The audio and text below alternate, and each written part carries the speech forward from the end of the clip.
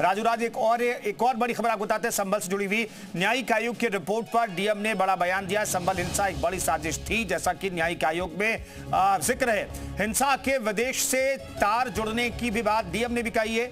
Alert नहीं होते तो बहुत बड़ी हिंसा हो सकती थी। संभल आतंकियों का गढ़ भी रहा है। आजादी के बाद से यहाँ पलायन हुआ है, ये डीएम ने भी बात कही है। संभल हिंसा के मामले में न्यायिक आयोग ने अपनी रिपोर्ट सीएम योगी आदित्यनाथ को सौंप दी है। उसके बाद संभल की सुरक्षा बढ़ा दी गई है। आज शुक्रवार का दिन था। हमारे साथ बात करने के लिए संभल के डीएम राजेंद्र पेंसिया सर। संभल के अंदर एक बार फिर से गर्माहट आ गई है और इस रिपोर्ट आने के बाद कहीं ना कहीं एक बार फिर से संभल की सुरक्षा बढ़ाई गई है।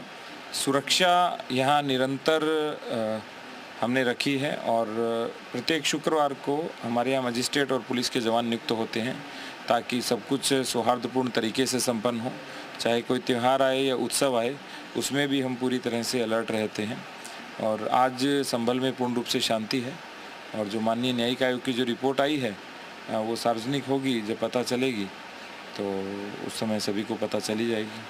सर, न्यायिक आयोग ने अपनी रिपोर्ट में तमाम कुछ बातों का खुलासा किया जो काफ़ी महत्वपूर्ण है। बात हुई है डेमोग्राफी की। डेमोग्राफी यानी आज़ादी के बाद संभल में जो डेमोग्राफी है उसमें काफ़ी बदलाव हुआ। जो आबादी 45% हिंदुओं की थी वो अब 15% तक रह गई। माननीय न्यायिक आयोग की जो रिपोर्ट है वो हमने देखी भी नहीं है, इसलिए उस पर मैं कोई कमेंट नहीं करूँगा। बाकी यहाँ लगभग 15 दंगे हुए हैं और लगातार स्थितियों में परिवर्तन हुआ है।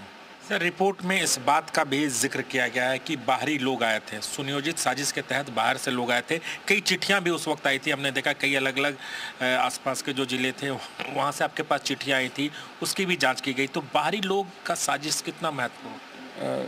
यहाँ के लोगों का लिंक ही बाहर से था। तो यहाँ के जो उत्पाती तत्व थे, आपराधिक प्रवृत्ति के जो तत्व थे वो, और जो विदेशी लिंक जिनका था, तो उन सभी ने मिलकर के इस घटना को अंजाम दिया था। और जो संभल का डेमोग्राफी है वो बहुत ही डेंस्ड है। यदि आप देखेंगे मात्र 5 वर्ग किलोमीटर की एरिया में यहाँ 4 लाख के आसपास लोग रहते हैं और इतने कम एरिया के अंदर, और जो अभी जो विवादित स्थल है उसके 1 किलोमीटर के एरिया में लगभग 1 लाख के आसपास लोग रहते हैं।